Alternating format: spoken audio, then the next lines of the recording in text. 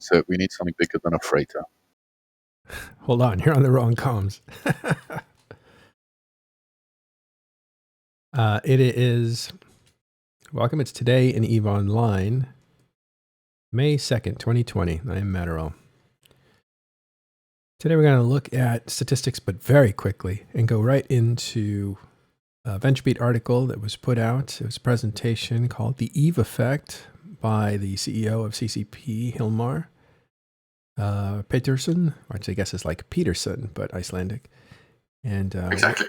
Yeah, we'll check that out. There's a lot to unpack in there. It's not stuff we haven't seen before, but it is concise, and it goes through most of the stuff that CCP's been researching about human behavior and why people stick with EVE and what's good about it, that kind of stuff. So we'll take that on in just a second. First, I want to just make sure we get a look at stats.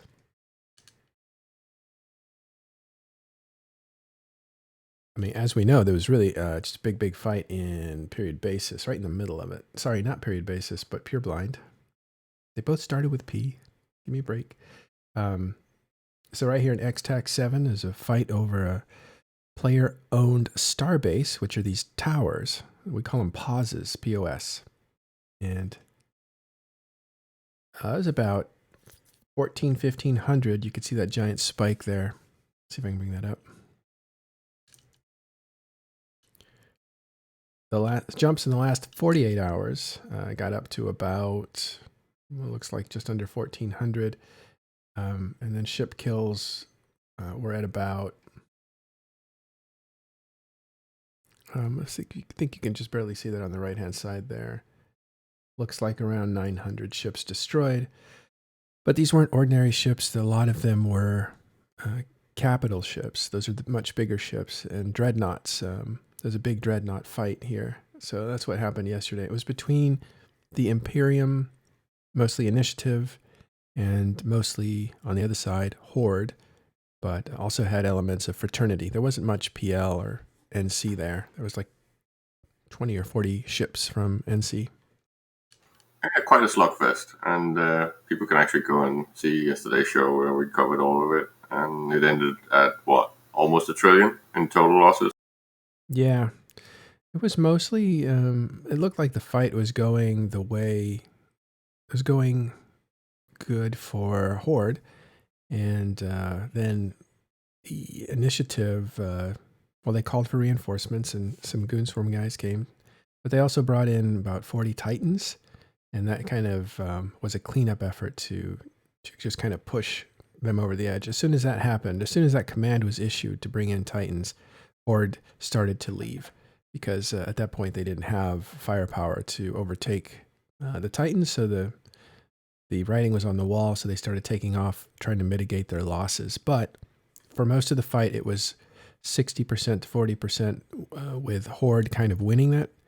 But once the extraction happened and the end of the fight happened, that balanced out to about 50-50. But it would be wrong to say that this was a tie.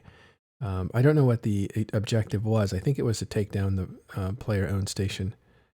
Starbase. But in that case, whatever that objective was, that would distinguish who the actual winner was. But as far as a slugfest goes, I think Horde got the best of Initiative on this one, mostly, and it kind of evened out afterwards. So that's what happens with these big fights. I think Billy told us, like, the extraction phase is bad for people who are leaving, because now they're getting to, they're going to leave behind some people who are trapped, and those people are going to get killed, and they're going to even out the efficiency of the battle. So that's what happened yesterday in XTech 7 in Pure Blind.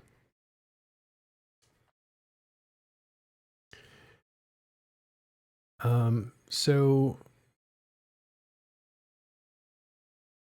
maybe we should do this on Sunday, on Monday.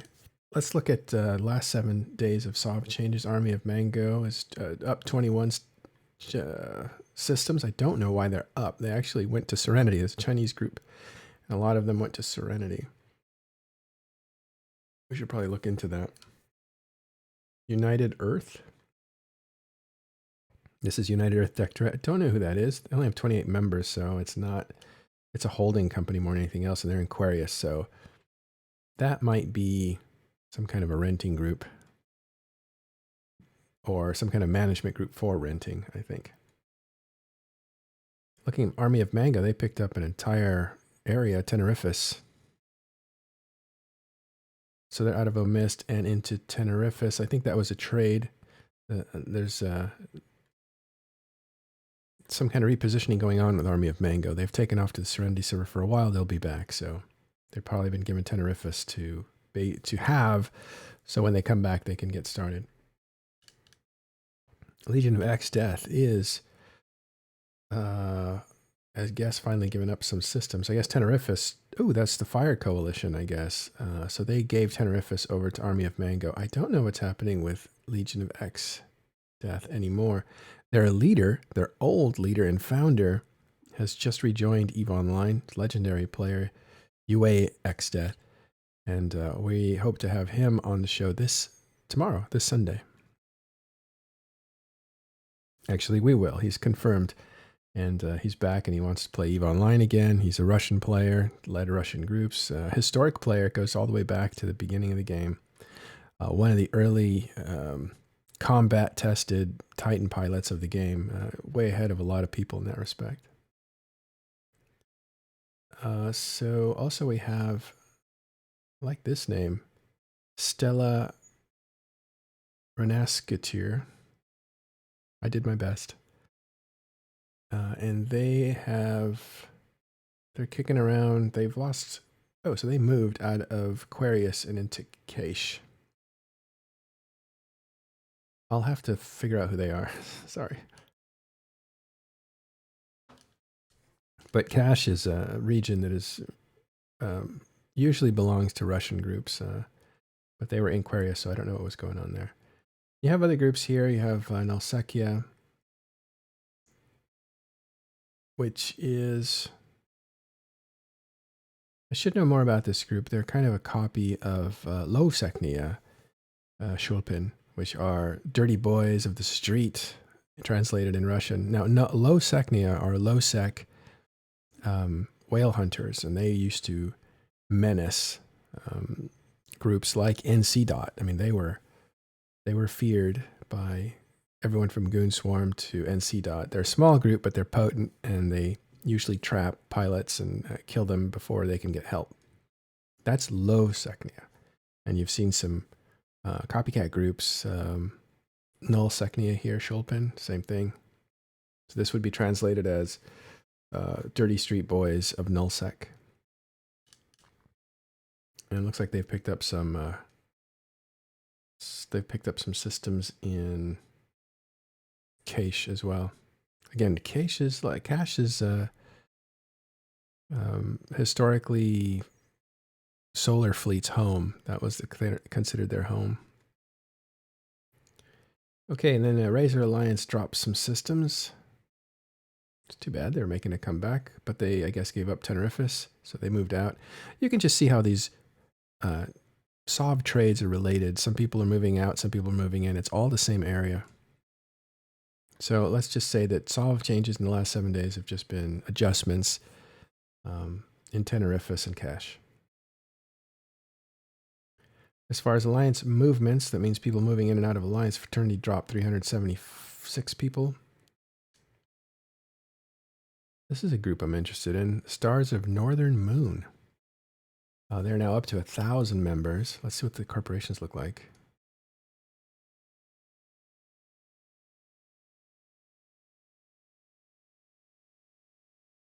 I always sort by membership to kind of get an idea of like what the bigger groups are, and then you can look for names that are historic. That's how I figure out what this alliance actually is, where it comes from. Anything that's under 15 players is could be one-man corp, could be 2 or 3 friends in a corp.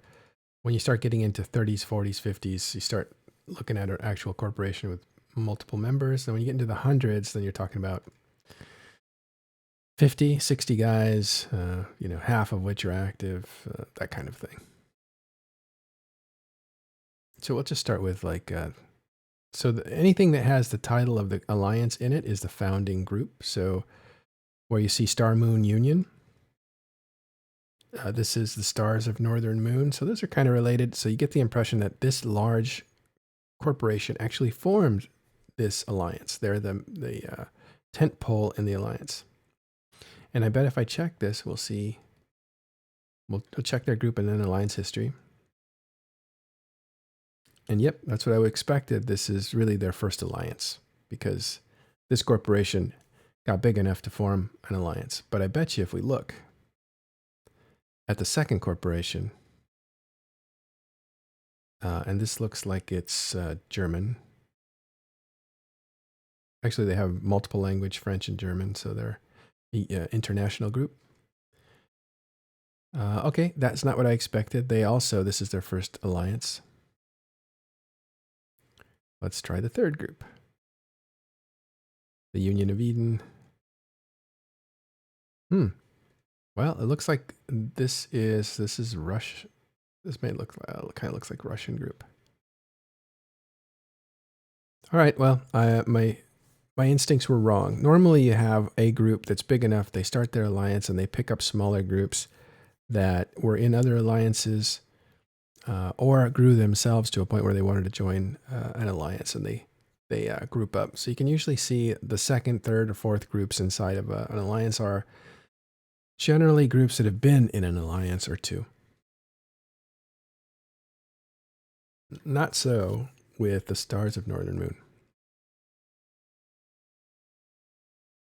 Okay, so that's the SOV changes and the alliance movements. Let's actually go to our next segment here. Hi, Caleb, help me out with this. This is the VentureBeat article that came out on April 29th. It's written by Jeff Grubb, but it is essentially a very short article with a video attached. And the video is a 22-minute presentation by CEO Hilmar on the Eve effect and what keeps people, what Eve does for people, what some of the rewards are and how it benefits them and why they play it long term. Yeah, you got the context in the top, right? It's the GameSpeed summit from VentureBeat, where there's like a lot of different people submitting things like this, because it's most likely some sort of substitute for a real live conference thing, where they were supposed to most likely meet. So they've done it digitally instead, and each of the speakers have created videos like Hilmar does. And Hilmar's basically chosen to do the whole Eve effect, which is this loose term of what makes Eve unique. It's basically when we as players usually talk about USP, the unique selling point, that's really what this is all about. What is it that makes Eve Eve? And this goes back to the fact that Hilmar came back about 18 months ago when he finished selling CCP to Prolobis. And this is now him doing a short version of the vision.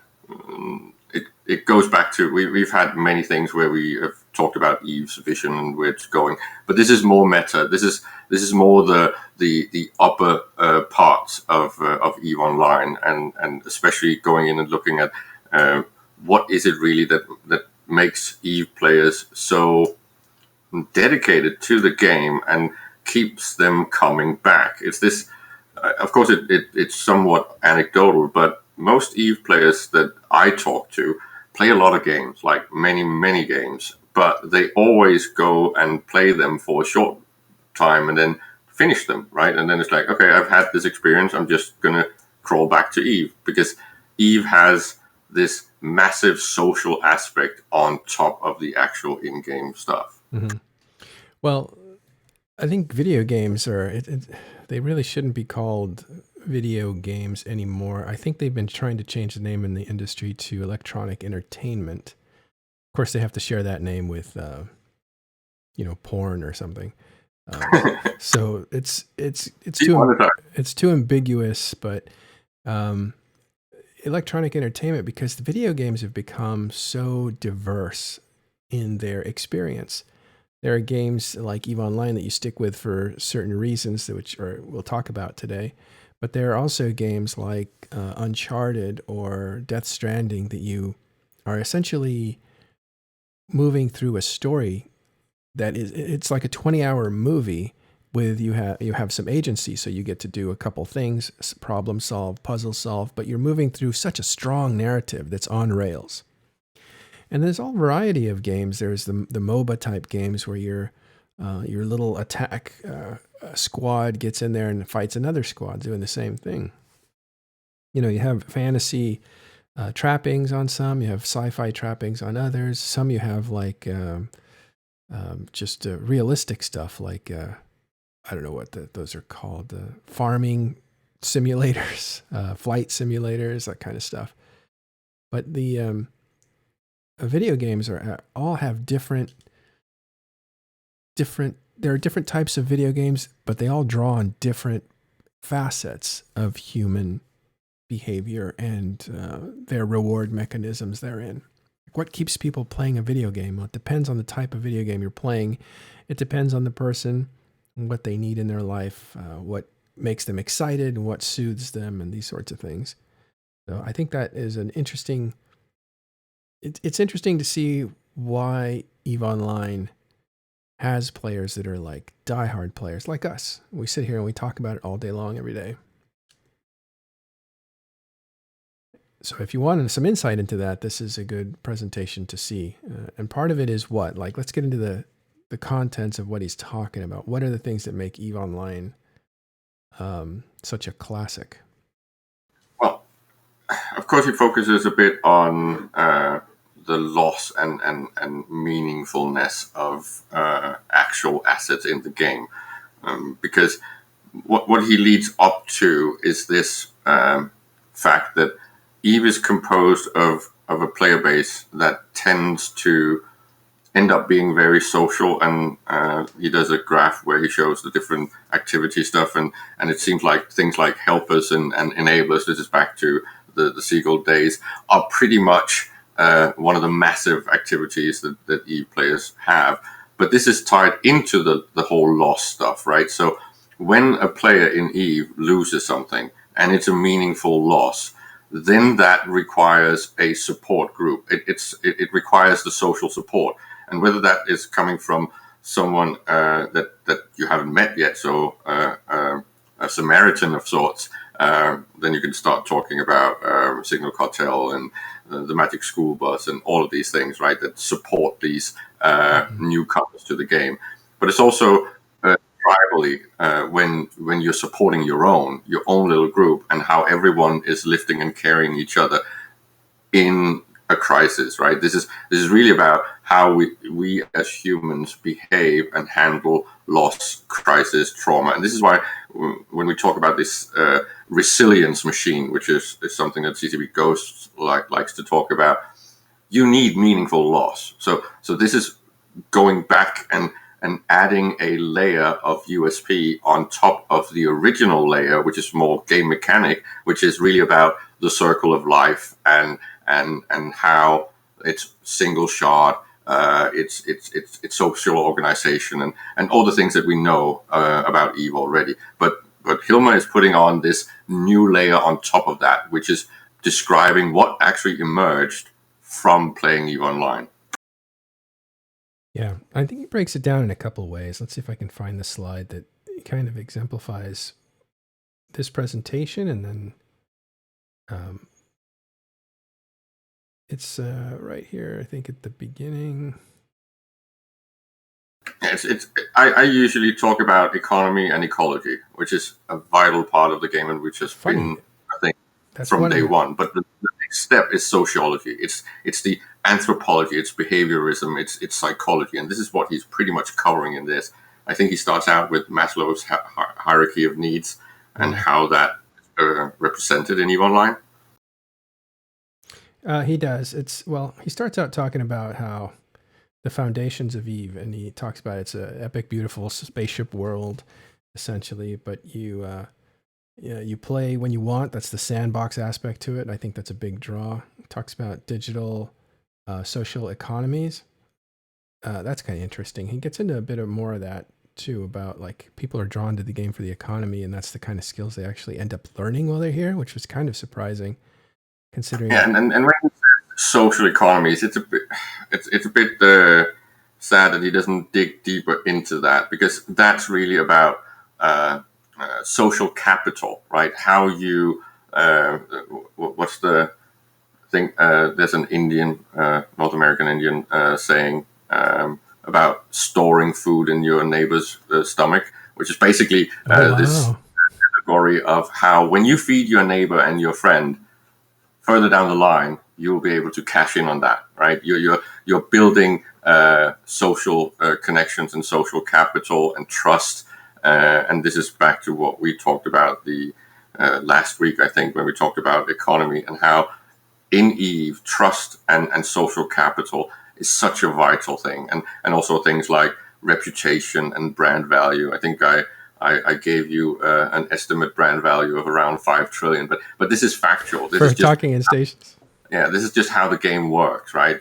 You and your brand is in that realm, right? And it's similar to something like Mogul, even though they might not have that many assets. The value of the brand is in the realm of 1 to 2 trillion at least. And as I have already proven, my reputation was worth about 1 trillion because I got a non-collateralized fund, an investment fund I've been running at 1 trillion without actually securing anything. So this is the type of stuff that's interesting to look at in Eve. How do we make ourselves trusted, valued, and but basically giving back to the system. This is where the enabler thing with the meta layer. What is it that we do in the game for other players that they value, and how do they value that? They can only value that through the in-game economy, through ISP. Yeah. Well, I don't know. It depends on what you consider value, because appreciation. We get comments, very nice comments from people who are happy with what we're doing. Sometimes we get criticisms from people who are not happy, or they think we've been inaccurate. There's other currencies in EVE Online, not just in-game money or in-game assets. There's reputational currency. I think time is a currency.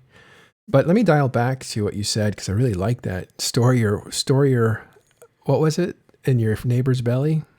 Yeah, I think it's a North American Indian saying where they basically say that you store up food in your neighbor's stomach, because it's really about how by feeding your community, they will support you and feed you when you are in a crisis. And this ties back to the whole thing that Hilma's talking about, how crisis and strife and challenge and loss is where we really see how our connections actually work. Yeah, let me see if I can elaborate on that. This might be a little bit different, but I worked in Los Angeles, in the film industry for a long time. And when I first got here, I didn't have many connections. But my brother, who was a hairdresser, and he was a really good one, and he was like, he just had connections all over the place. So he said, let me introduce you to the executive vice president of Fox marketing or distribution. And so I got a phone call with him. It was just an informational phone call. And as I was talking to him, at the time I was working at a smaller studio, and the head of our television production had just been let go. Like, if you're not successful, it doesn't last long for you. And he'd had some, it just wasn't working out for him. So he was let go. And so when me and this bigger executive from Fox were talking, I was asking him general questions, this and that. And he asks me, he's like, hey, how's this guy, the executive at the smaller studio that had been let go? I had told him, yeah, he actually had just left the company or something like that. And he says, and I always remember this, oh, I should reach out to him. And I said, and he said, because the lesson was, you don't reach out to people when they're doing well. You reach out to people when they're not doing well. That's when you reach out to somebody.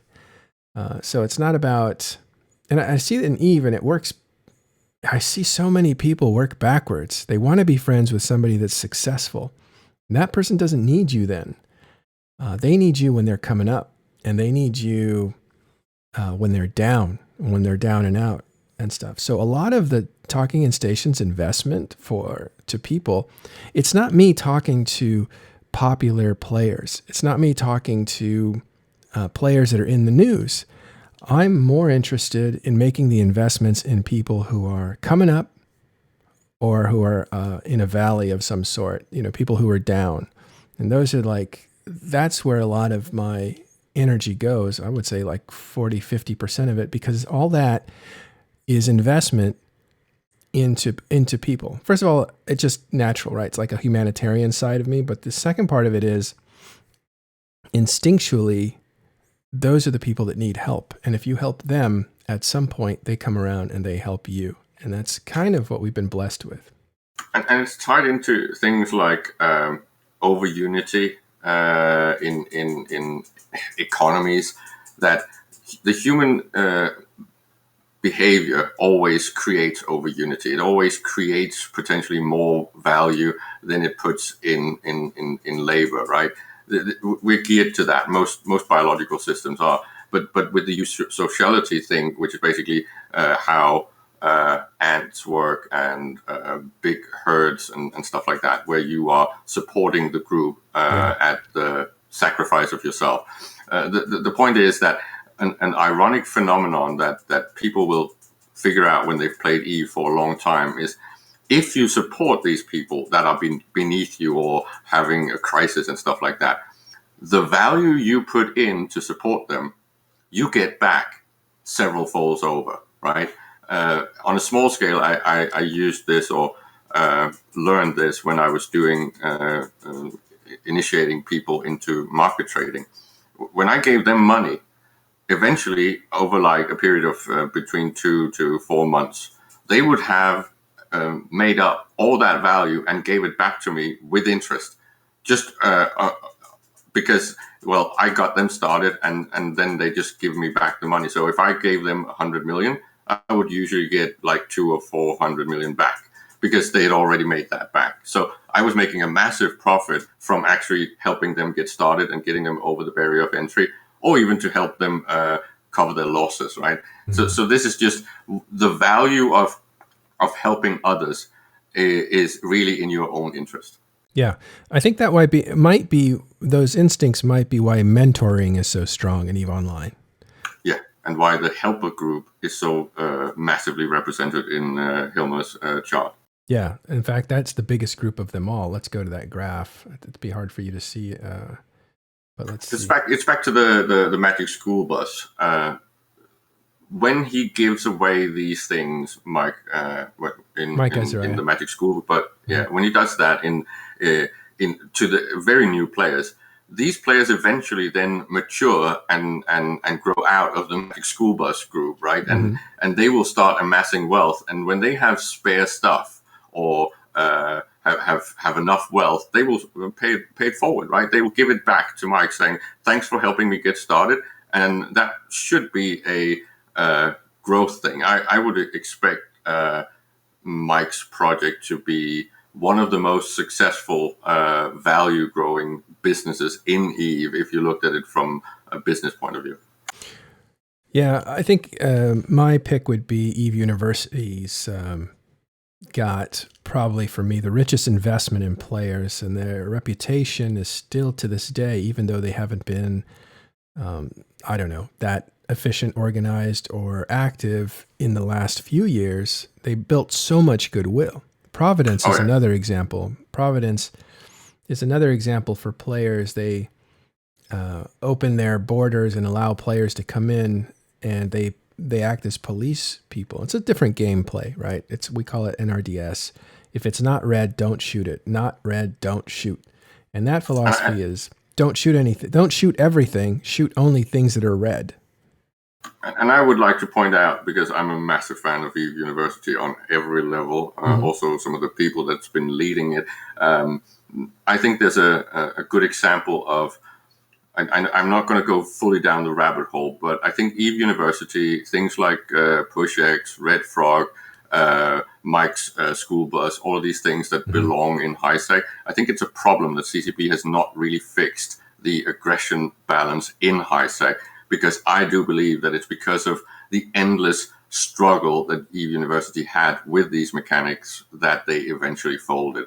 I do think we would still have an effective Eve University that had even grown and spread out if these aggression mechanics were fixed. Well, I think the counter to that might be it's the aggression mechanics that make them more popular, because it's like the military, right? They put you in a line and they essentially, torment you and throw you on the ground and everything else, and then days later, after you've been tormented for hours and hours and hours, you ask if you can go to the restroom, and they say, "All right, go." And that little thing is like the biggest thing in the world. Yeah, but you know how in agriculture, when you're doing sprouts, you have nurseries, and you don't put them straight into the wild, and you forced Eve University players to learn to live with this endless aggression threat, and they never really. It was just a lot of hassle, right? Especially when water mechanics were not fixed. They're a little bit better today, but we still have this problem that high sec was supposed to be a nursery where you can grow and learn, and the endless over aggression is not healthy. People will struggle and fall, and it's true for almost all new groups. Once they reach like 50 or 100 people, they're at risk of actually being noticed, and then they will get those blanket war decks all the time. And then eventually people in those groups will leave. Yeah, that's true. And Billy says you sign up for that. You do sign up for the military if you're in the right country. Yeah, but a university is not a boot camp. No, right? That's my argument. It's supposed to service all types of play style, and that's very difficult if you're constantly suffering aggression. Maybe that's different. But what I'm saying is maybe the counter argument is the harder the environment is, the more beautiful the sanctuary is.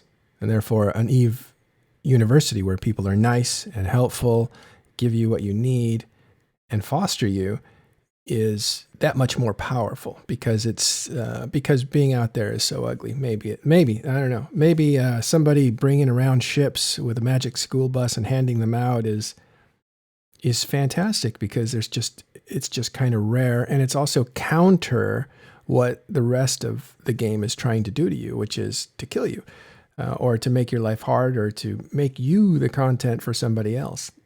And that's what he starts out with here. Hilmar basically says Eve is hard, and that's part of the formula. That used to be their motto for a long time, and Eve players are incredibly proud of having a hard game. Oh yeah, and I'm not countering the hard game. I'm just saying that the same effect that CCP eventually figured out when they looked at the actual numbers on war deck mechanics about what a year ago or so. Mm-hmm. If they did the same with aggression in general, they would see pretty much exactly the same pattern, and it's worth having that discussion. I'm not saying nerf every aggression. On the contrary, I like PvP, and I like the fact that Eve is hard. I just really think we need a better rebalance of getting people the peace to actually learn mechanical stuff and average things in a high-sec environment before they start migrating out where there's challenges and real aggression. Yeah. Hilmar goes on to talk about the how they've assigned people from the company to contact new players, to have a point of human contact right away, because they need to make that human contact quickly.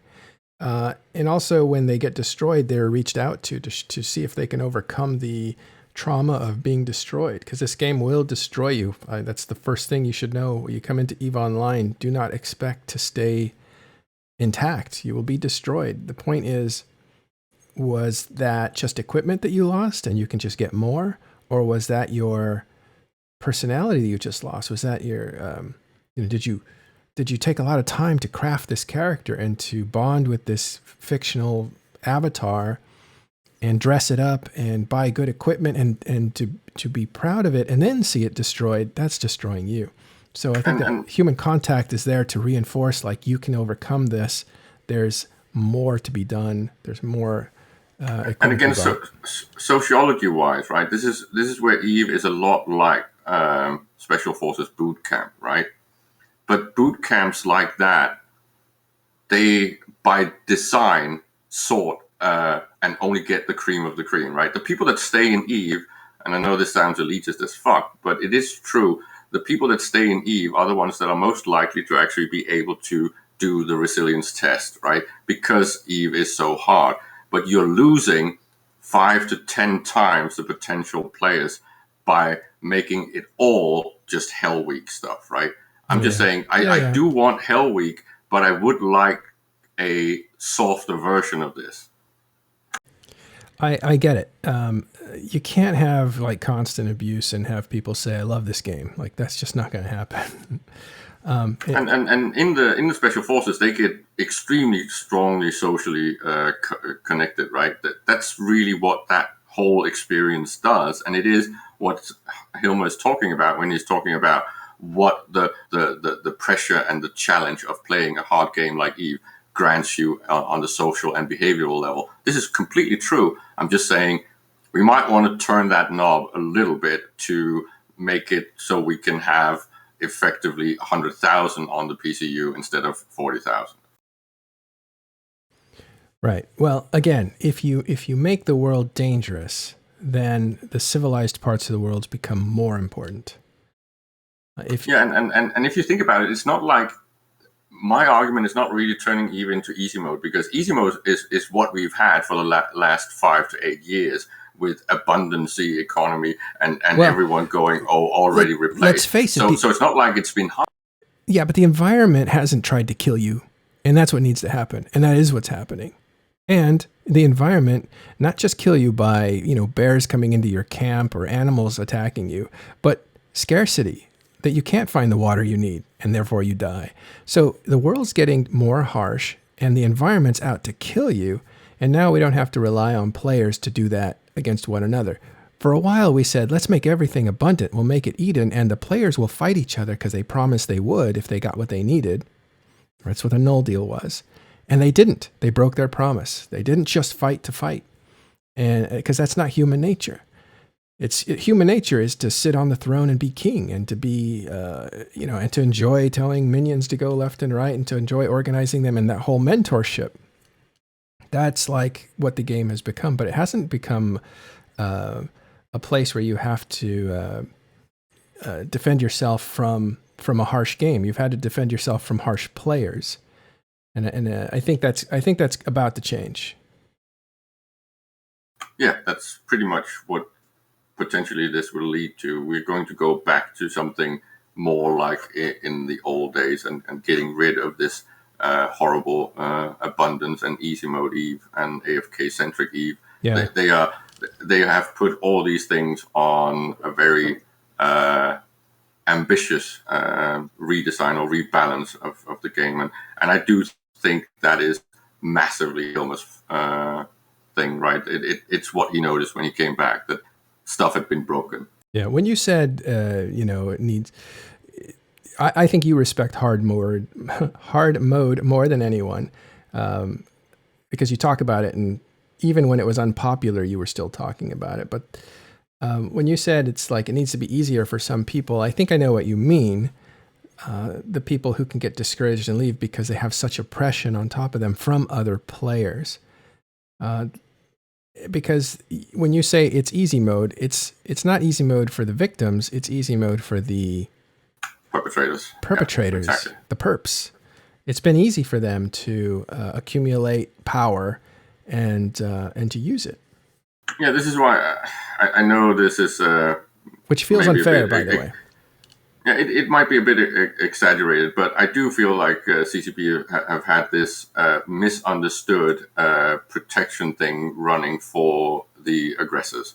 And it's not that I don't want aggression, but I want meaningful aggression. And I want very meaningful aggression. I love when Eve entities are doing something that you can see, okay, this is the reason that they're doing this. But if they're just doing it to grieve people or to get this whole lols thing, it's like almost anti-Eve, right? Because Eve is supposed to be risky and you get the shakes and the adrenaline, but these people have calculated everything down to the last detail. So it's not even anything that generates dopamine or adrenaline. It's like, well, maybe for the victim, so they might be doing a little bit of a good thing, but it's on at the risk of pushing these new players out of the game, and that makes me a little bit angry, because these people are not just the revenue stream for CCP; they're also my future gaming companions. Well, I don't see it that way. I don't think people leave the game.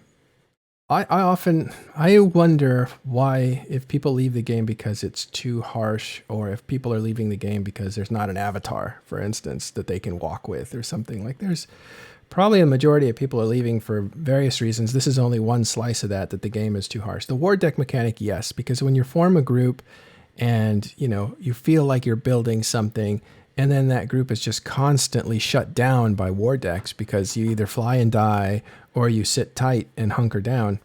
That's no choice at all. You're not really playing the game at that point. You're just being stopped from playing the game. I think. Oh, who's in here, Spod?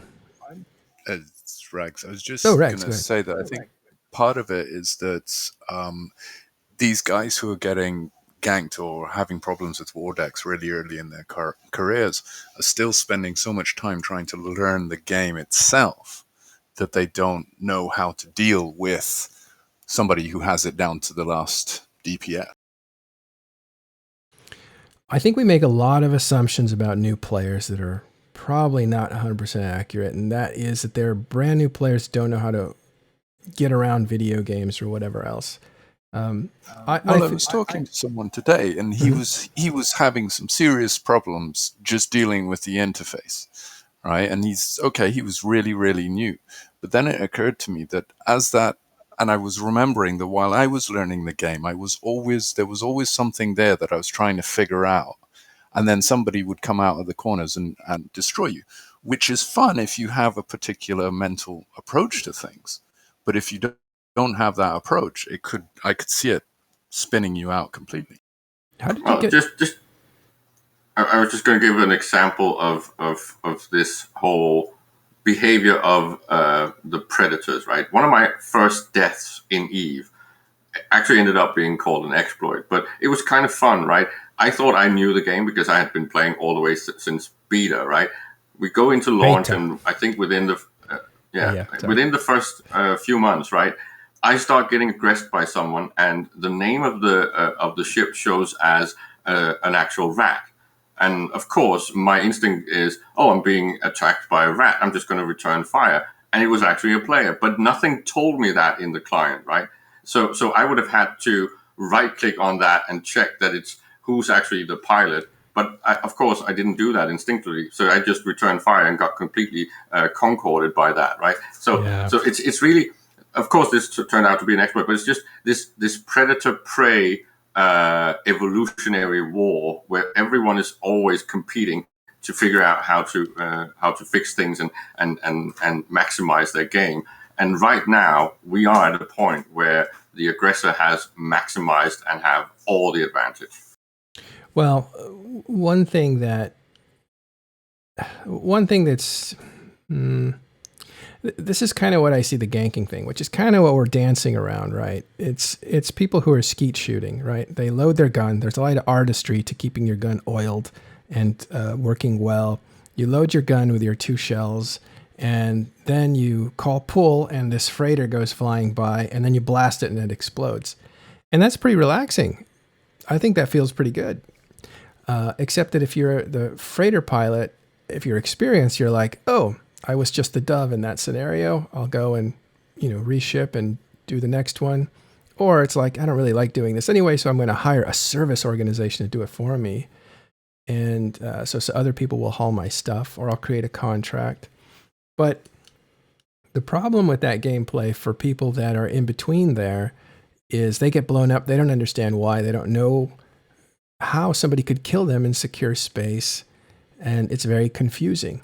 And without friends there to say, oh, haha, that's funny, don't worry about it, that happens. You don't have any real counterplay to that, or even know how to process it. That you can't defend yourself normally.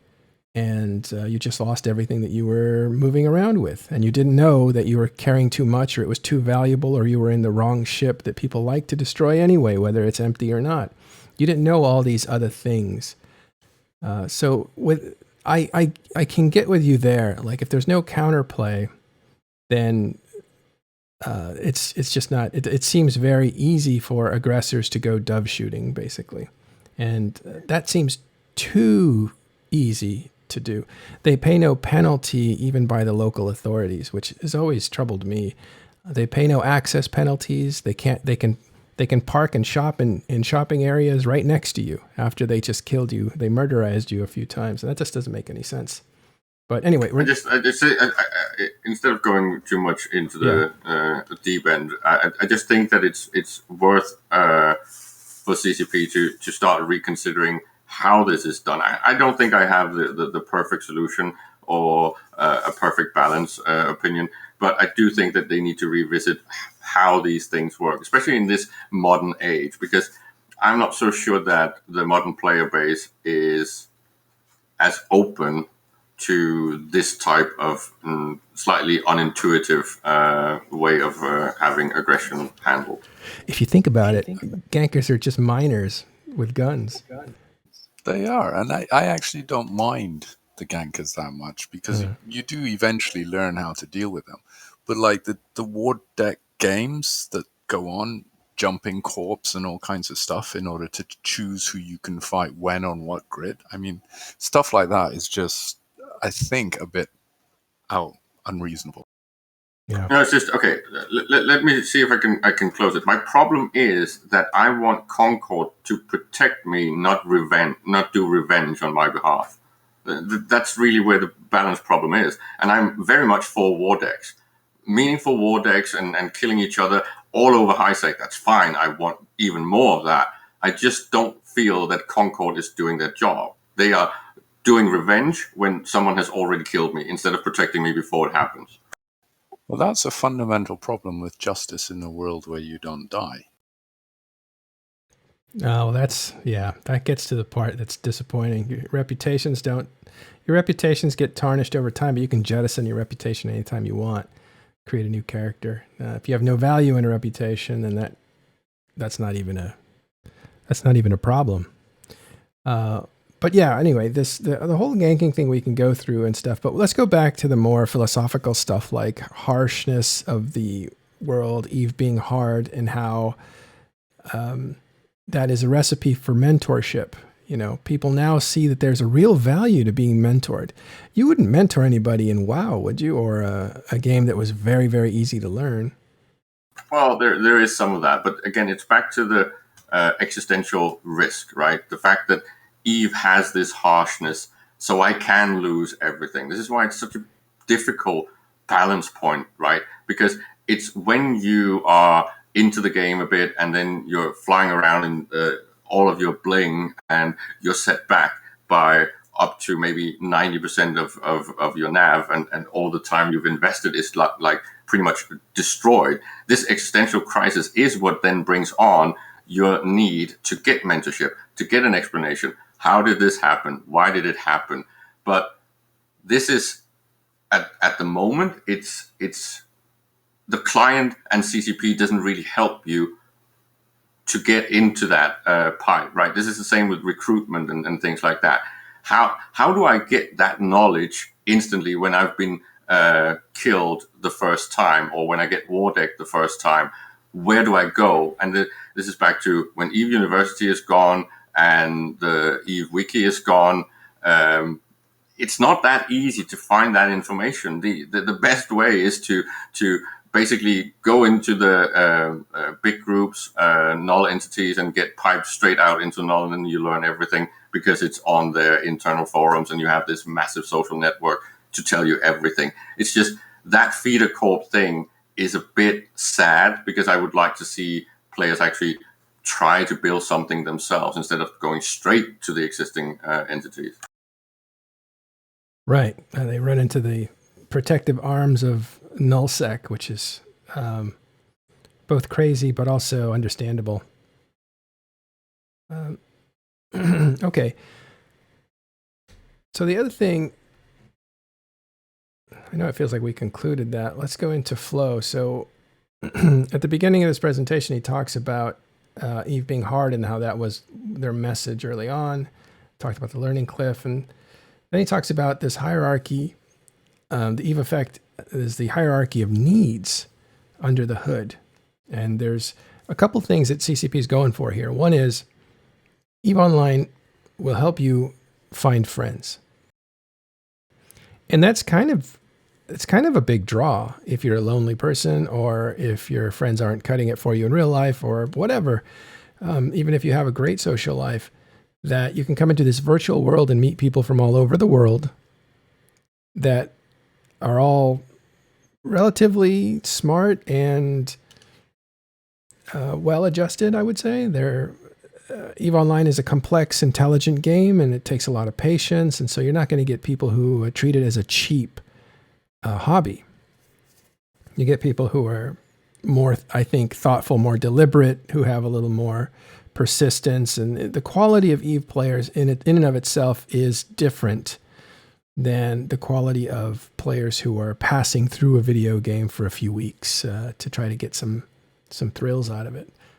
And all those types of people, let's just face it, mostly men, mostly older, 30 to 40, are possible friends for you, and maybe even business contacts, mentors to you, or proteges. It's an interesting landscape to come into as a person, at least from my perspective. So you have this friendship possibility, which is very interesting.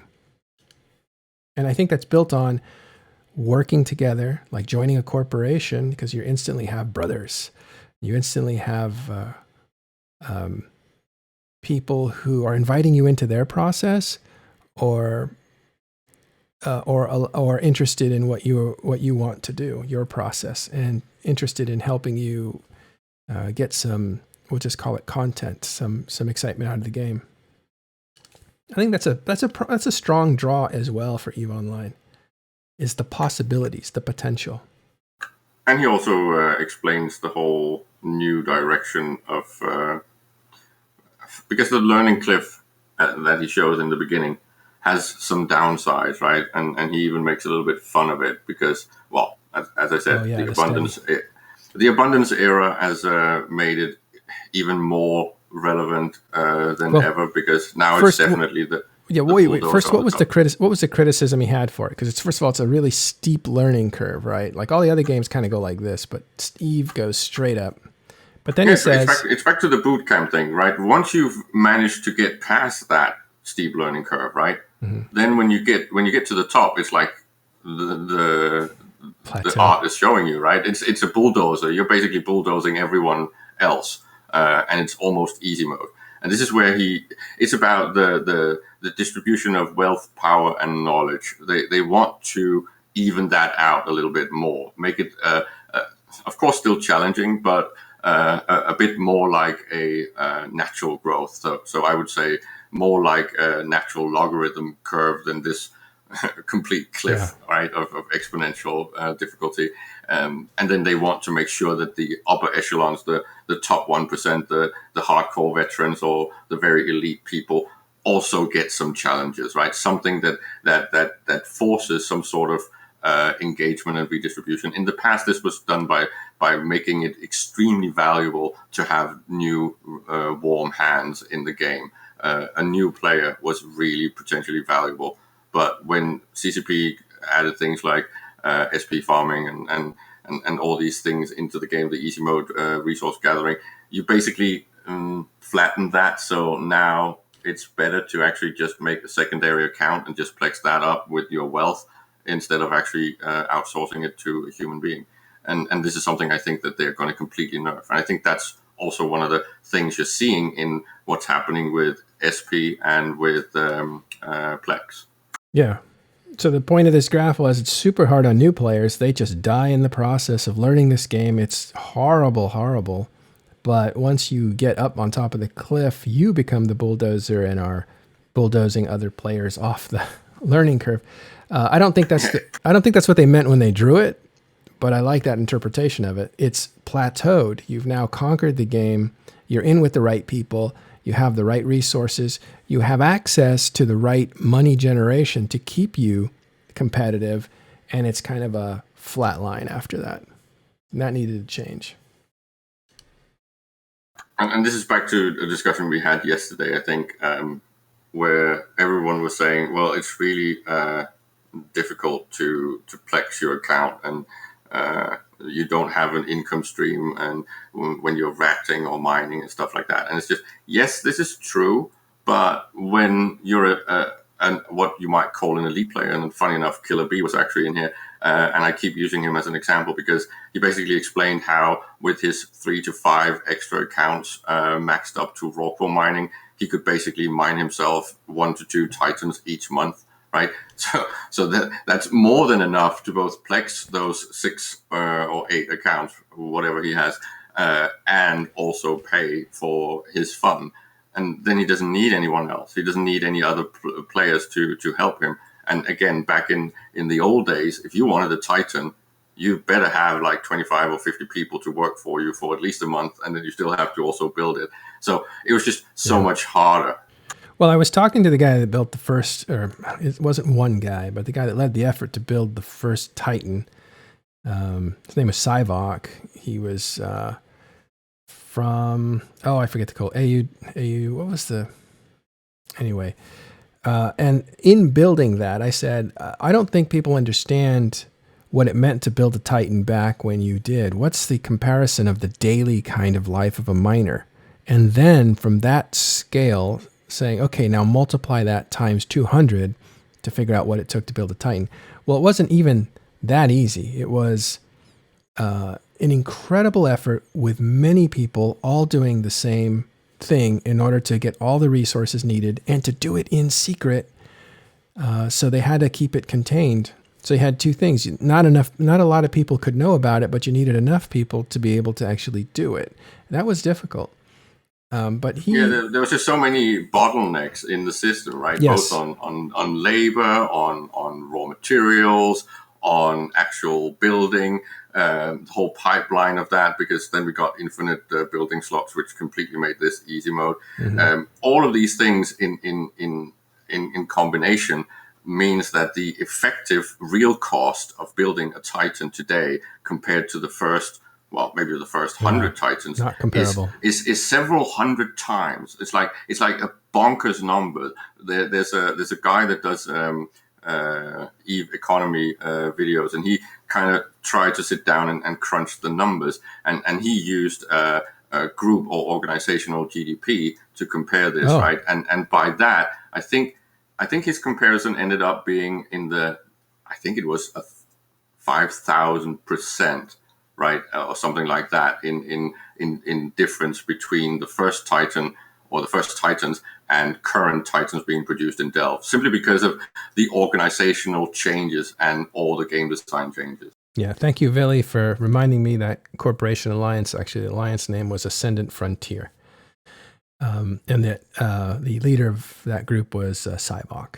And again, he was telling me that building a battleship took some time. It was an effort that multiple people had to do over a period of a few days just to get enough minerals for that. Then you could build that. But that was relatively something you could just do without interruption. When you're starting to build a prized possession like a super capital ship at a time when they are non-existent, there is a lot of espionage going on. A lot of, let's find out who has the first one so we can destroy it. They did build the first one, and I believe it was like the first one destroyed, if not the second one destroyed. So they had a target painted on them. Another person that is now back in the game, and we'll interview him tomorrow, is UAX Death, who is a leader of many Russian groups, but most notably he ruled over Dronelands for a long time. And he was somebody who, an earlier builder of Titans, I think he had 2 before like anybody else did. And he said, you do not understand what the sacrifice was and what you asked of people to build that Titan. And it wasn't just for you, but for them. But to do that took 8 months of, you will spend your money nowhere else. We're gonna scrape all your labor together and we're going to put it into this object. And that was a huge sacrifice to ask, his group to do, but they did it more than once. So yeah, compare that to, I'm going to watch Netflix while my Rorquals are grinding up unlimited resources, and then I'll build my second, maybe third Titan. It just doesn't compare. It's not the same game. And this is why it's lamentable that it got to this point. And this is where, if CCP succeeds in this ambitious project of actually rolling some of these things back, deconstructing and actually improving the aspects in general, because there were things in the original vision from the original designer, he was like a very strange person. There's articles out there with a big interview. He was clearly this genius type that's horrible to work with, right? But who are you talking basically, I can't remember his name. He was actually he left before the game actually launched. Oh. And the interesting thing is that he was this genius that had all these ideas about how things were supposed to work and interconnectedness and all of that stuff. But he was difficult to work with, so they ended up pushing him out, right? And basically Hilmer then took the reins instead. And the point is, the vision of old Eve, right? There's still things that couldn't really be done technically because of, in 2003, computers had some limitations, which is also some massive Eve history. You can talk about how horrible it was in the old days. But there was things from that vision that couldn't get into the game. And these things are perfectly possible now, right? With the technology we have now. So going back to that original vision, some of those original concepts and ideas, also some of the designs that were tried and then shelved during the past decade, things like teams and all of that, right? Stuff like that can actually now make it back into the game. And then when you add the social meta aspect that Hilmer is very focused on, you're going to get an Eve that is effectively Eve 2.0. It's going to be better than the original idea, and it's going to go back to some of the original ideologies and designs. Well, we won't call it Eve 2.0 because it took 18 years probably to get there, so that's not a good record. But anyway, I want to say that Sivok is not back in the game. He has no plans that I know of to come back in the game, but UAX Death is coming back to EVE Online. He is, again, the Russian leader for XX Legion of Death, and he ruled them for a long time. I think his roots take him back to Curse, Red Alliance, and then Curse, and he's just a storied player. He's been around, or was around for a long time, and took a massive break after, this is how long it was, when the Titan lost its area of effect, Doomsday. He was like, yeah, I think I'll take a break. So he's really a legend of the first 10 years of EVE Online. But so that's UAX Death. He's back, not Sivok, who built the first Titan, and not Ascendant Frontier. Although a lot of those people are still around. I'm kind of surprised. I've met like 2 or 3 of them. Well, Smash in chat asked about how long it takes to regenerate the destroyed value of something like, I think he's using a trillion. And it's like, we covered this when on Push to Talk, when we covered the video I just linked with the GDP, where we introduced the Delve time unit, right, which is basically how much wealth is generated in Delve in 1 hour.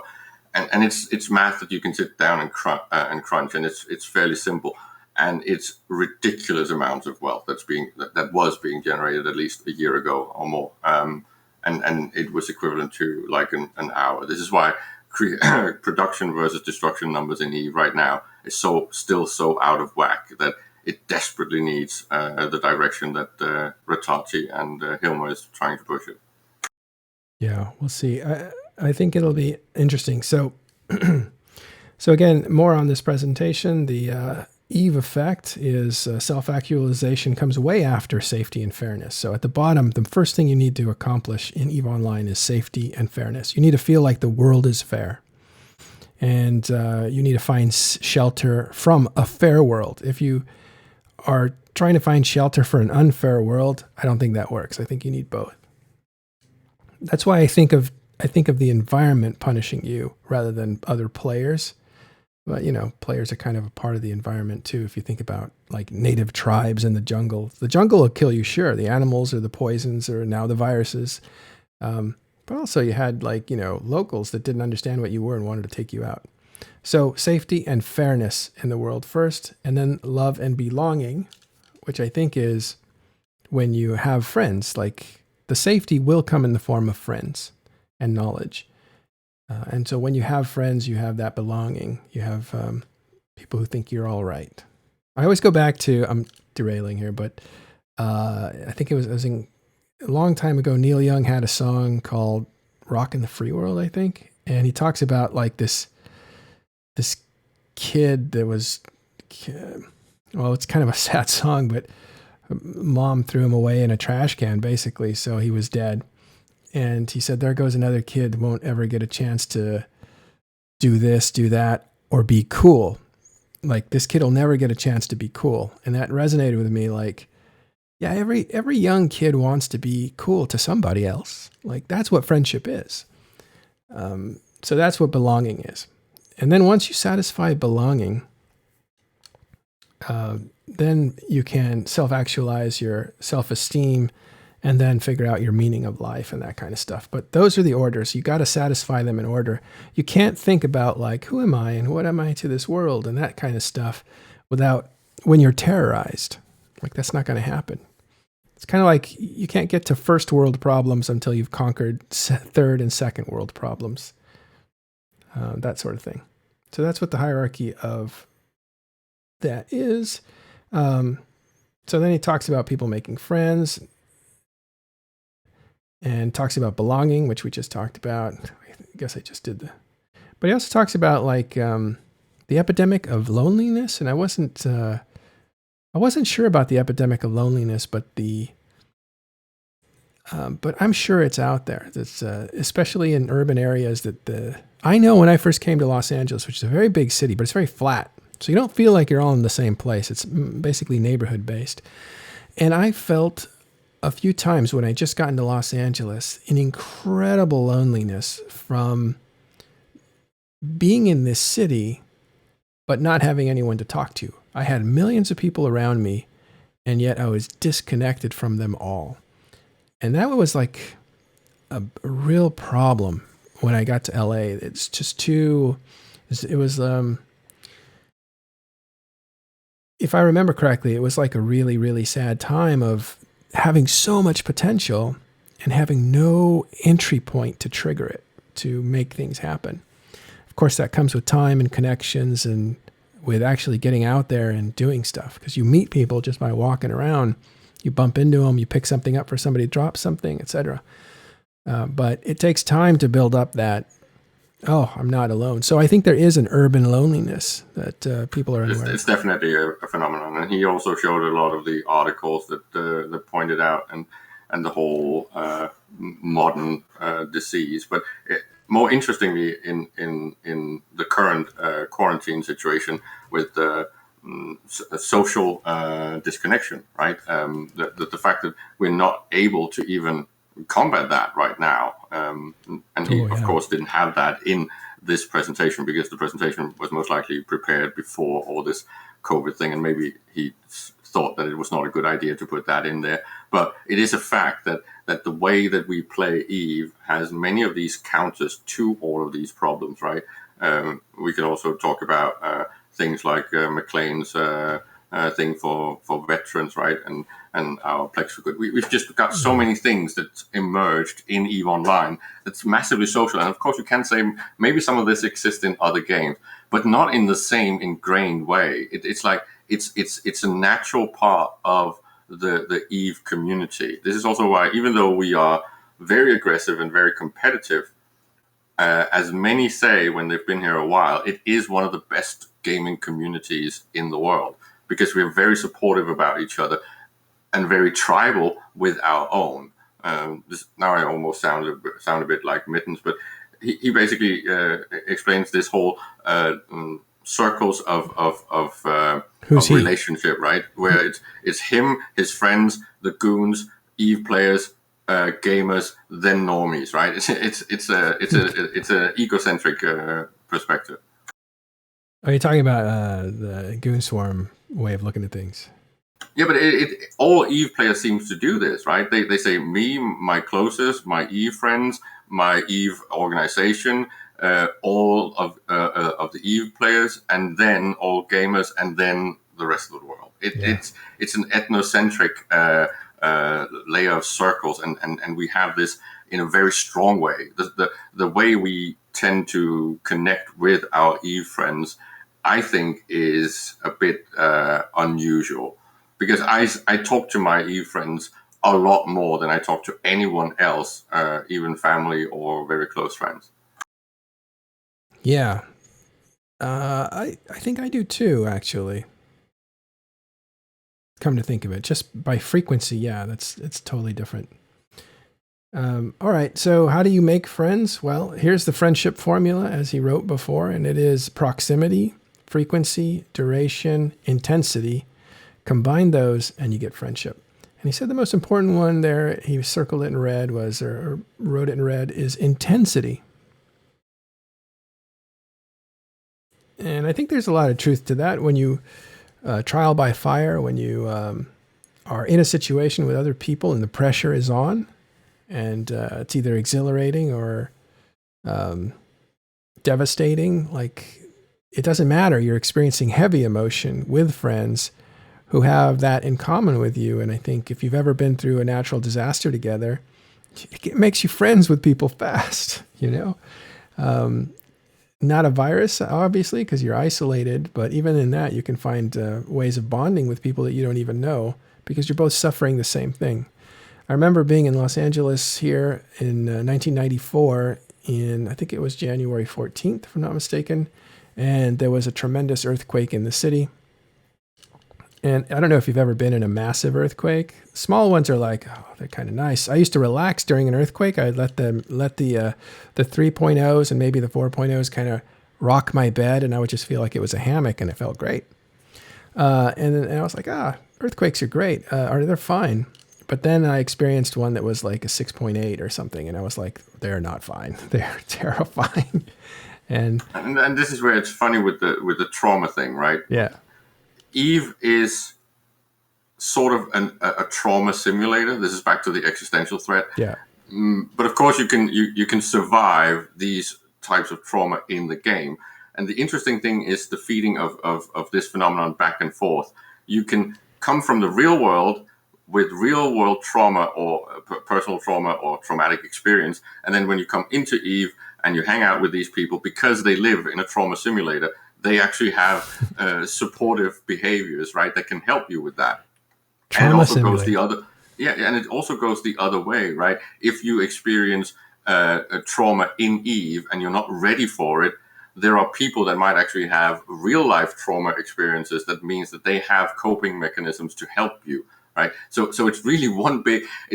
EVE Online is almost developed into a massive self-help group. It's kind of strange, but that is what it is. Yeah, it's like PTSD recovery program. Yeah, but seriously, people that have agoraphobia, social issues, mental health issues, ASPI, trauma, all of these things, right?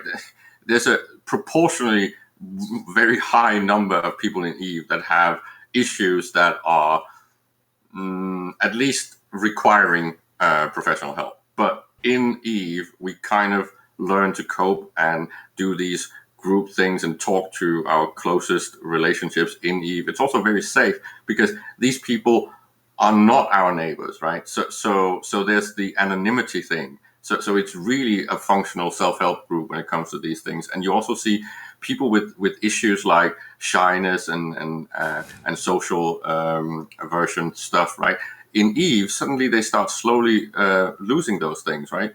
Going up on stage, talking to 1,000 nerds, while in the past they would hardly be able to talk to a classroom, right?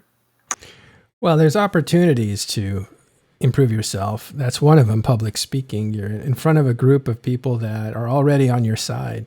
You know, it is a supportive group because you've all identified already as EVE players.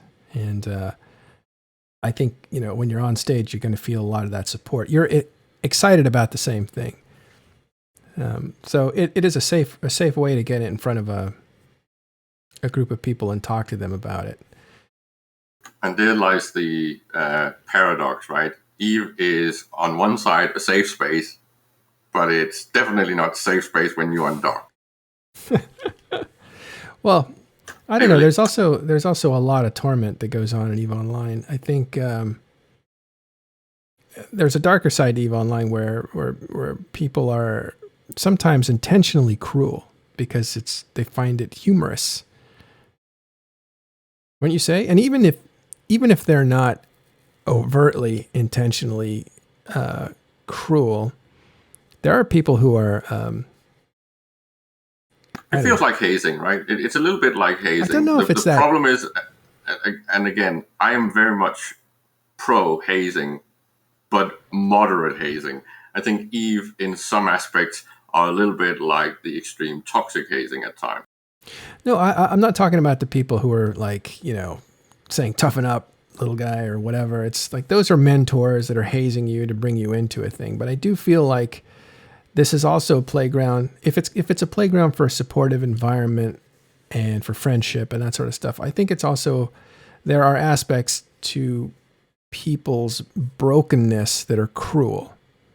And I think some of that gets through, not that much. And CCP is on top of that kind of behavior. I'm talking about griefing and stuff like that. But there are some actual cruelty that escapes and is in EVE Online too. It adds to the danger as well, but that's more psychological danger rather than in-game mechanic danger. And I think the community self-polices very well. I think there's a lot of seriousness given to people who violate in a terrible way social norms.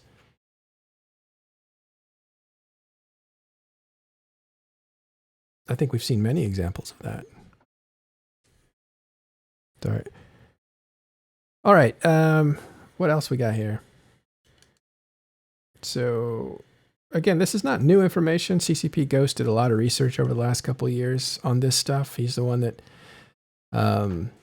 did a lot of talking to players and figuring out how they identified and that sort of stuff. And this is kind of I think this is two presentations together, two presentations that CCP Ghost gave.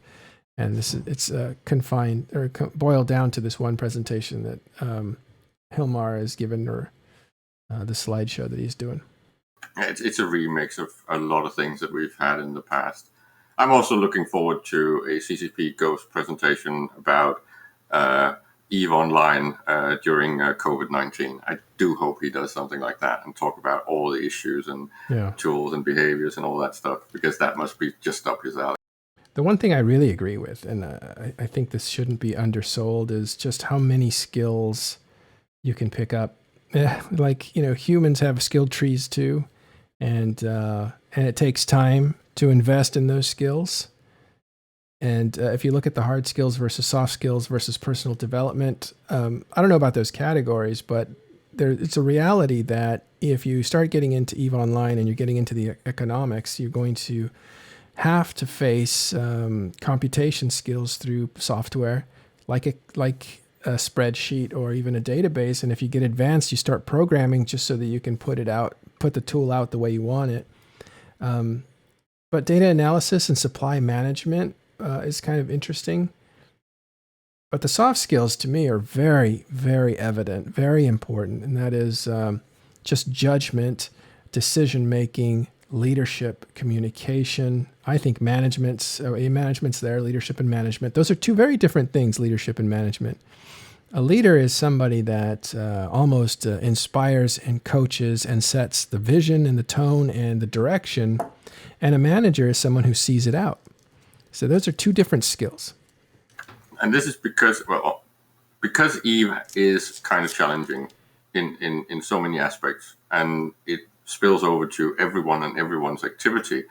There is this weird phenomenon, or a well-known phenomenon of you're actually always failing upwards. If you keep playing and if you have the resilience, when you fail, that teaches you a really meaningful lesson, whether it's on any of these skill levels, right? And it will push you to the next path, right? And this has a lot to do with how, say, organizations are built, and how you manage them, and how you create your own internal culture, and then when you reach certain existential crises, if you then get pumed and you have to move beyond that and reinvent yourself, then you come out on the other side with a lot of experience, and you're actually able to build something new and stronger. We've seen this with, I believe that goons are a good example of an organization that's continually failed upwards, right? But you also see this with someone like Sword Dragon. He's been in this game forever, and he always comes back, right? He's like one of those things, the wibble wobbles, right? You punch him and he falls down, and then he just comes right back up, right? I think him just losing majority of his organization doesn't mean he's over. On the contrary, he is most likely going to come back, and the new organization that he builds will be built with all of that experience, and he will make less mistakes. I think he's making just as many, if not more, don't you? No. I think everything is a learning experience, and every time he's come back a little bit better, a little bit stronger, a little bit more evolved, both as both his hard, soft, and personal skill. Well, I think, not to pick on him directly, but his issues are not with the organization or even with the amount of effort that's put in. I think the problem is that he is an impulse control of wanting to be firm. I think there's a lot of people have this problem. Like, they expend themselves by being strong, and they confuse it with being rude, and confuse it with being a jerk or whatever. And it damages their reputation a little by a little. I'm going to take this off Sort. It's not not Sort. I'm talking about myself and other people as well. That when you're a jerk, you spend some capital, and over time that kind of builds up to enough people like saying, yeah, Matterall's all right, but he's kind of a jerk, or he's not, over time, if you don't have good impulse control, like a leader should, if you fly off the handle and fire someone terribly, that sort of stuff, all that has an effect. If you break a treaty, if you deal in bad faith or any of that stuff, that I don't think you can fail upwards with that. I think that's just with I'm you just forever. saying that I could do a failing upwards report on you and TIS as well, and on my own experiences in the game. It just seems to be, if you stay in Eve, you will have successes, but when you have failures, you really need to come back and figure out what was the mistake and how do you fix it. And most likely you're not going to figure out how to fix it the first time around. You might actually fail a second time and a third time before you learn. And this is just one of the things that I personally find really exciting about Eve, that not only do I learn about other people and the game, I also learn things about myself, right? I need to change my opinions, or I need to learn from experiences that are sometimes really, really harsh, right? I think I've told you this before, but I've been backstabbed by people that I thought were my close friends twice in this game, right? And almost lost everything and destroyed an entire organization. Was that me? Because I was just dumb. I can explain if you're thinking about me, because it wasn't my fault. I'm just kidding, Caleb. I hope you know I'm joking. No, I'm just saying that when my first experience with this was when a really close real life friend of mine that was playing with me and my group, right, ended up stealing all our corp assets, right? Basically, he completely emptied out all the blueprint collections that the entire organization had, and that was a massive group effort. And I had to explain that to the people, right? And it was fundamentally a bit my fault, because I was supposed to make sure that risk was not there. And I thought because he was a real friend, he would never do that. So of course I trusted him. That was my mistake, right? So I got fucked over, and my entire group got fucked over, and it completely decimated my group, right? I think almost 80% of the people I played with, they left the group, right? So I had to start all over, and I had to do that the second time as well. So I'm just saying that we learn these things about relationships and points of failure and trust and all of that stuff. It's almost safe, but emotionally it's not. That's what's so weird about Eve. You're not really losing real stuff, right? So it's not as damaging as experiences of that kind in real life, but emotionally it is. Well, it feels real. All the stuff feels real. Exactly. Especially if you have to earn it, and if it's hard to get, to replace, it feels even more real. So the emotion attached to that stuff and the anger or joy of getting it or losing it is stronger, with a more scarce world, which is what we're headed towards. Okay, I want to move along to this other part. This is the one surprise in this presentation that caught me off guard, which was the survey on what schools have you learned for EVE Online that will help you outside the game. And of course, the first one is 1/3 the people said, well, Excel spreadsheets. Okay, fine. That makes sense. People get good at spreadsheets. But the second one, 30% of the people said economics. This game helps them understand economics. I thought you would like that one, Caleb.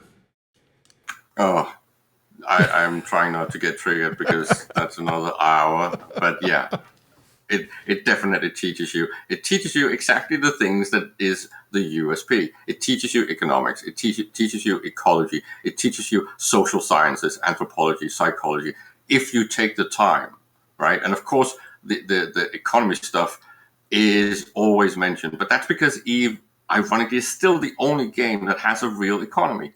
All the other games still do this weird auction house bullshit, and they don't have an ecology underneath that makes it even worthwhile. So you can only get real economic understanding by playing a game like EVE Online. Isn't that underutilized? Like this whole aspect of like, let's talk about EVE. Well, we got to talk about PvP. And I'm thinking, you have this whole economic, monstrous, player-made machine, and you don't want to talk about that? To me, that's more exciting than any combat. But that's true for almost all potential aspects of EVE. You started this show with talking about all these groups and soft changes and stuff like that.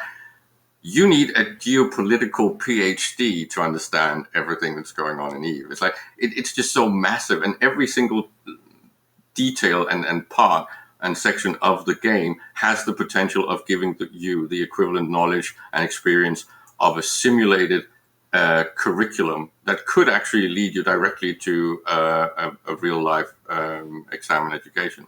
Yeah, it is equivalent to a master's degree or a PhD. Well, I don't know about that, but 30% people say they understand economics better after playing EVE Online. And that to me is a huge flag. It was a big surprise when I saw it. I thought, yes, of course, but you don't hear people talking about that. You don't hear anybody talking about that. But this game is a giant economic simulator too. Sure, people say, yeah, the market, of course, it's everywhere, it's whatever. But I mean, just like the game isn't sold that way at all. There's no mention of the economy except as kind of a footnote in one of the selling points that's number 7 on the list. It's not really emphasized, which is too bad. And another thing here that kind of surprised me, but didn't surprise me, is 20% of people said that they learned a lot of leadership coming out of EVE Online. And now there you're talking about a soft skill that you can use across any career path that you're on. Leadership, always in a small group or in a large organization, leadership is important. And so people think they learned better leadership skills being in EVE Online. And here's the funny trade-off. But so that's 20% people said, yeah, I improved my leadership. Only 8% said they improved their teamwork. Isn't that interesting? Well, because traditionally you need all these things are necessities. But that shows you right there how wrong the game has been, I think, lately. That it takes one person to do a thing, and teamwork just isn't as necessary as it should be. Like, teamwork should be way up there with economy, if not past it. If EVE Online is done the way that I think you want it done, it's group efforts to do things. You have dependencies on other people. But because the bottlenecks needs to be annoying enough to always want me to outsource it to a real human being instead of just adding an alt account. But it's the other way around. Even if it requires trust, because that makes trust more valuable, and it makes social interaction in the social game a lot more relevant. This is why one of the things that frustrates me is, of course, the fact that something like industry has been flattened and made really dumb and easy. In the past, when I did industry, I would always outsource the most of the parts to someone else, some of my friends' connections, and trade with them bulk, right? But with the current design, I can just do all of it myself. This is just a mistake. It's a dumb design. It's the other way around because you depending on somebody else is a bottleneck. It is a fault. It's a point of failure that you don't want to mess with. Somebody doesn't get back to you in time with a certain delivery. Somebody fails for whatever reason, or somebody doesn't come through. You stop depending on people and you start doing it yourself with alts. And but the point was, in the past, that added risk and trust was worth it because it made your activity and your pipeline a lot more efficient, because you didn't have to do the mental strain and all the clicking yourself. But when they flattened that and made it easier, now it's perfectly possible to do as a solo entity, just adding more alts. That's a mistake. This is the main mistake the CCP has done over the past 8 years, is they thought that these bottlenecks and what they call tedium was a problem. It's actually not. It's a feature. Right. But what I'm getting at is that the I wonder how you solve this. I don't think CCP can solve it. I think it's players. Maybe with some mechanics CCP can add, but I think players need to basically put a kill on sight list for people who are robbers and people who violated trust in a major way. Like the guy that took all your money and broke up your group. Like, that guy should be on a blacklist somewhere. Shouldn't he? Yeah, but that's but not no, really... we reward that now. Like, we say, oh, that guy was so smart that he could, he was so smart to put himself in a position to be able to betray so many people and make so much money. He could never have made that money on his own, so he took it from somebody else. That's EVE Online. Sexy, we love it. But we had that in the past, Matterall. This is, okay, with the exception of someone like Dirk McGurk, who's got a corp history that, he would be considered a super spreader. He shifts corp every 3 months or so. But the point is that traditionally in the past, when we did recruitment, because recruitment did include a lot of risk of getting idiots, you would always do a little bit of background checking, right? Quite serious background checking if it was someone with a history, right? So when you looked at a player's age and corp history, if you were in doubt and there was things that looked iffy, you would go and actually talk to the people that were in management and leadership from his groups, right? And then you would get a comment, just like you do in real life, right? Why did this guy get fired? Well, because he stole fucking all the assets. Oh, I'm not fucking hiring this dude. Hey. But we don't do that anymore. We just we should have courts. Everyone into everything and don't care about background checking as much as we used to. You should be able to sue in EVE Online. That would help. Because it says, like, make it easy for teamwork and people will exploit with alts. And this is from Straggle. Yeah, Straggle. And I think I think you're looking at it too closely. Like, if you make something easy, then this happens. And you almost have to work in the negative space and say, well, what if we put more accountability in? Does that then diminish people's willingness to sacrifice or to be outed as somebody who's not trustworthy?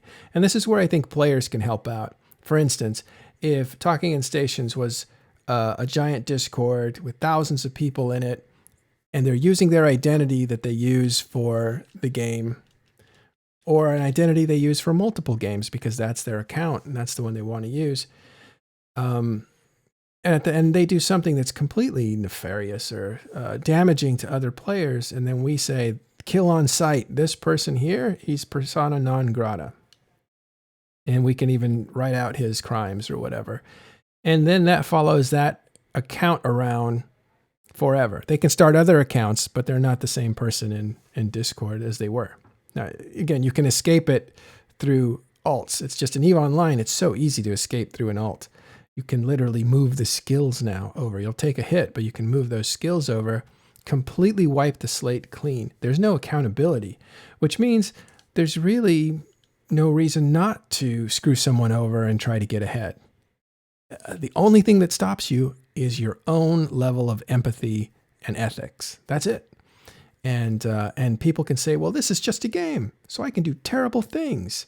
And you're allowing yourself to bypass your normal mechanisms of, I shouldn't really do that to somebody else. So I don't think you say the game gets harder mechanically so that you have to be interdependent with other people. I think you say the opposite. You look at the negative space, you work at making the costs of being unethical higher, or you attach more, what's the word I'm looking for? More of a reputation hit for somebody who's going to act out a certain way that is bad for a group. Why? Because I'm a strong believer, if you violate a public trust, you are doing something 1,000 times worse than if you were to violate a personal trust. In other words, if I steal something from Caleb, that's a bad thing.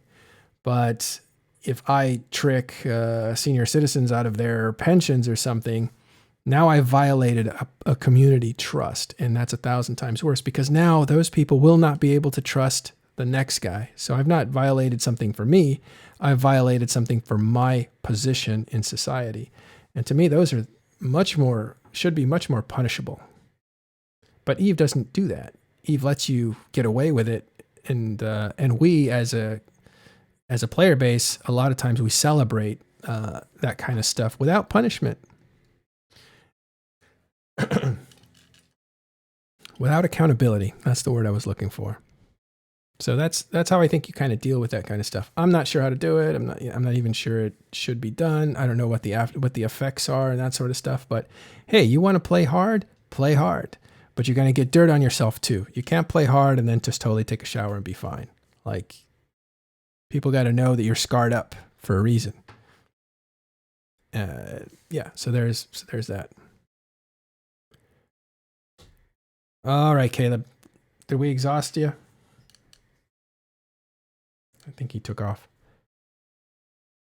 Let's see if there's one more area.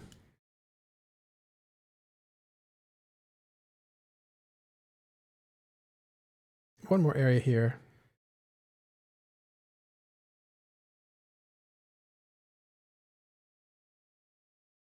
So I think what Hilmar was saying with this presentation at the end is the lessons learned. And this was interesting too. It was a little bit different, but it was, don't be afraid to make your game difficult, complicated, and challenging. And I think there's a lot of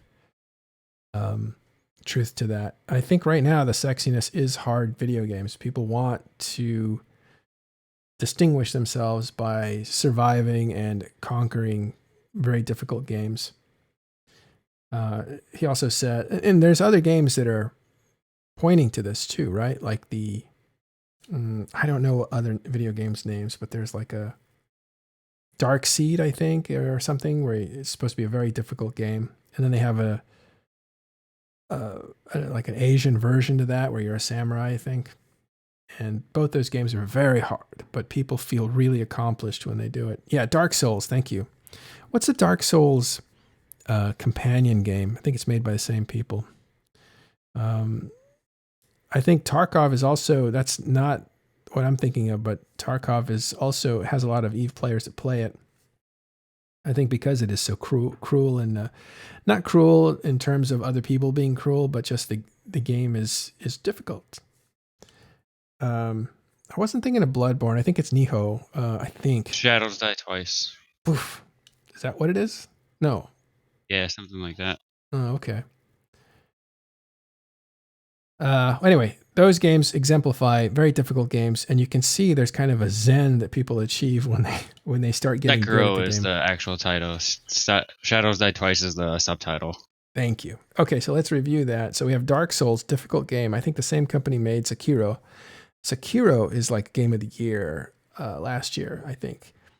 People, if I watched some interviews with people who played it, and they just feel like the zen when they get in tune with the game. They start to really figure it out. They start feeling really, really powerful in the game. And that's a good feeling. So that's what Hilmar is saying here. Lessons learned. Don't be afraid to make your game difficult, complicated, challenging. People want that. So also he says, don't be afraid to let your users take you into unexpected directions. And that is something that I don't think can be talked about enough. EVE Online is half created by players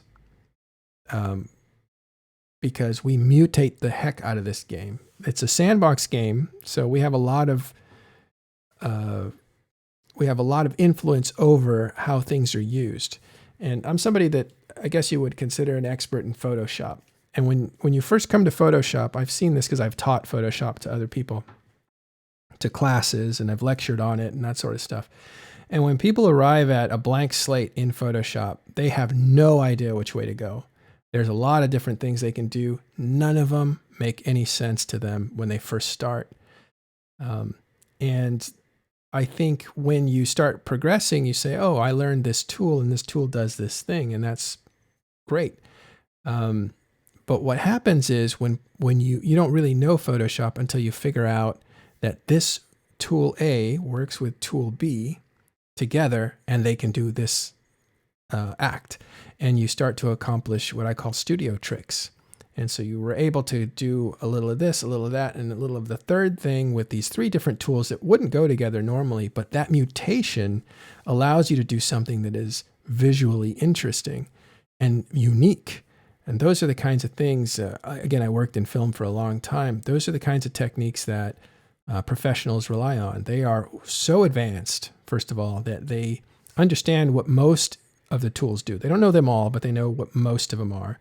But where their real advantage is how they use the tools in combinations to create effects. And so after a while in Photoshop, it goes from feeling like you have no direction on which way to go to feel like you're swimming in it. You are so free with your movements that to propel yourself. All you want to do is get from one place to the other, but you could do it on your back, you could do it on your stomach, you could do breaststroke, you could do all kinds of things. You can swim in Photoshop, and you can move left and you can move right. And so that's how it ends up feeling. And I think games are like that as well. And EVE Online is very much like that too.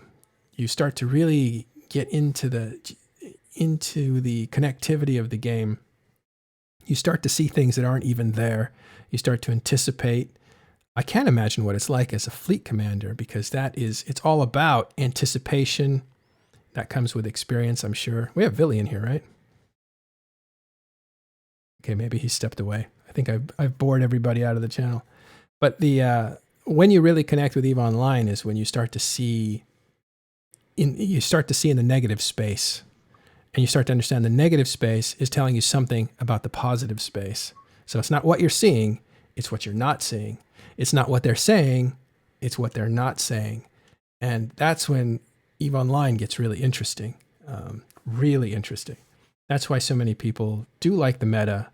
They like to watch our show, they like to watch other shows, because they're trying to look for those hints of what they can't see, but that is influencing the world. And so I bring that back to Hilmar's second point. Don't be afraid to let your users take you in unexpected directions. The players themselves will take what CCP offers. The blank slate that's very intimidating, we'll take it and we'll mutate it. And that's what he's saying. Don't be afraid of that mutation, because that's where the real progress is made, the real power. And then finally, virtual worlds are like a good whiskey. They get better with age. I think that's a little tongue-in-cheek, because he's talking about EVE Online lasting 17 years and having a strong economy and having maybe the best years of its life. I was just looking at stats about Tranquility, and a few years ago, I thought, well, there was a golden era between 2010 and 2014. That was a golden era. But if you really look at that, in fact, I'll take you there now. Let's just go to EVE Offline, and then we'll end with this. If I go to the status monitor of EVE Online, which is something that was built a long time ago, but it recorded all the PCUs, which are the how many players were on at a certain point. You can see during the day it goes up and then it comes down, and it's just a cycle based on people's time zones. Americans get on here, then Australians get on, then Russians, or then Europeans. And so it's just kind of going, like that. But if you look at the overall long track record, the big, what you could say is like the big era for EVE Online population-wise, just population of people that are on, or alts and bots and all that other ugly kind of stuff, but basically entities in the game. About 2009 to 2014, really we were dancing around 40 to 50,000. And I just want to go now to where we're at today, because we kind of dipped down for a long time. But if we go to today, we're over 40,000. So again, and we've been hitting 40,000 every weekend for the last 3 weeks. So the point is that EVE Online seems to be really at the bottom of contending for a golden era, which I think we may be slipping into, and that's a good thing. I think we'll see a downside to that too once everyone's kind of off home lockdown. You may, but remember we're in summer too, and EVE is a habit. So the more you play it, the longer you play it, the more it's worked into your life. And take it from me, I've seen it from myself and other people. People make sacrifices to kind of stay involved in the game. If the habit sticks, that's one of the things. Well, anyway, how's it going, Ryan? You came at the it's totally end. true. What is? The habitual nature of EVE. Like, one of the biggest problems we saw with Blackout is people breaking their habits of logging in and all of a sudden just disappearing and not coming. Yeah, that's a real problem. You're talking about NFCs, a lot of that, and even general information flow. You're managing all this information, and the reason why a lot of folks you still find at HiSec don't know anything that's going on in other areas is because they don't have the information. That's why Talking Station, all this stuff, trying to get this popularity for this stuff going and shown to these folks so they see what's going on. Gets them more interested, gets them more locked in, and breeds that habitual habit. Yeah. Yeah, I think there's different reasons that people will tune in and stuff, but definitely part of it is that fix you need to kind of keep on top, or if you're coming in or you can't play it and you want to stay in touch with it. There's different reasons, but definitely the habit of checking in on EVE Online is a big deal. And once that habit hits, it's kind of like that addiction starts over again. But I think even if we see high numbers because people are indoors and don't have, or they run out of things to do, I think those numbers are big. They're going to be big for this summer. It might be the biggest summer we've had, but I wonder if it'll stick through the fall, considering actually the virus may still be around through the fall. So maybe even next spring or longer than that, you may see those numbers fall. But it's a good time for EVE Online to be cleaned up. It's a really good time for it to be popular. And we'll see how many people stick around. I mean, let's look at Serenity. I wanted to show that. I've been hammering on Serenity lately because I was astounded by the numbers they're pulling. They're up to 25,000. They finally broke the 25,000. To give you an idea, they usually hover around 7,000 to 8,000 on average for the life of Serenity. But now that it's back, you can see this ramp right here. This is the past month because it opened only on the 7th. Yeah, on the 7th of this month. So it's been a little less than 1 month, and you can see they're already ramped up to, today they were at 25,000. So you're going to see this jump up quite a bit. So they're like 3 or 4 times bigger than they were. Of course, it's now free to play, so you're going to get a lot more people trying it out. But look at these numbers. 18,000 people signed up on the 1st.